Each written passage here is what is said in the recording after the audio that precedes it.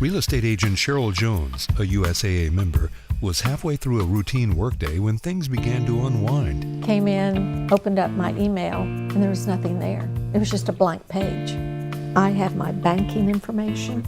I have my client's information. I have my personal information, such as social security number and etc. I have a list with all my password codes for each different thing that I go into.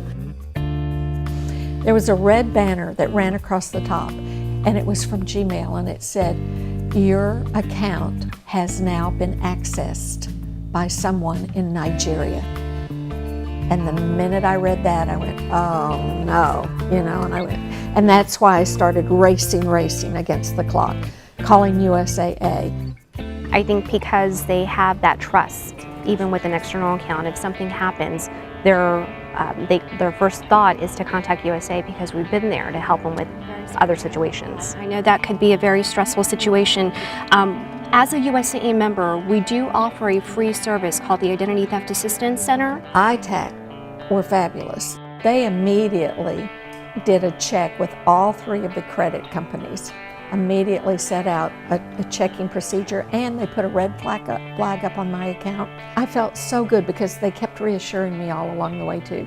You've done the right thing, you've reported it, we've put flags out, we're going to be on the alert, we'll be watching. Cheryl's quick action and ITAC's immediate assistance meant that she would not experience any fraud directly as a result of the compromised information in her email account. However, she did feel the intrusion in another way. Oh, I think I found it. Her email address was used in an attempt to scam everyone on her contact list. Urgent. At the top, the subject line says, "It's urgent, please respond." It's me, Cheryl.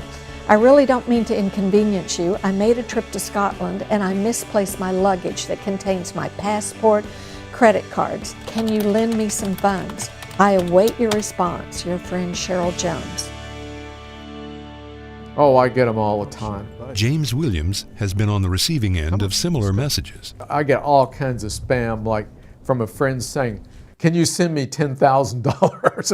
Yeah, sure. And while such scams are now so prevalent as to be laughable for most of us, James wasn't smiling when he recently felt the sting from another kind of identity theft. I got a call on the telephone from a bank and said, "We wanted to confirm your application for a loan."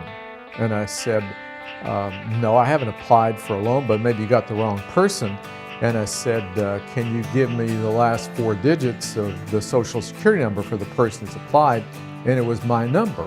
But it was kind of like, whoa, what, how did they get this information? James's first thoughts were about his 3 credit cards, one of them a USAA MasterCard. And so I called the first credit card. They said, "Thanks for the warning," But then when I called USAA, they said, "Thanks, now we're going to put you in contact with ITAC."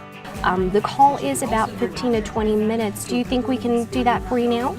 They said, "Okay, stay on the line. We're going to connect up with all of the credit authorities right now, the 3 major ones, and be sure that there are no other any other attempts to borrow money under your name."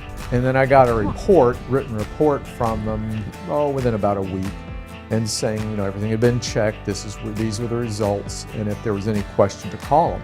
And it was very simple. ITAC's access to the credit bureaus, financial institutions, and even law enforcement agencies means that action can happen in a hurry, so fraudulent use of a stolen identity is minimized, and ITAC's member institutions get the benefit of a deeper relationship with their customers. When we provide that free service, it provides that reassurance that we're here for them, that we are empathetic to their situation, and we want to do everything that we possibly can to help.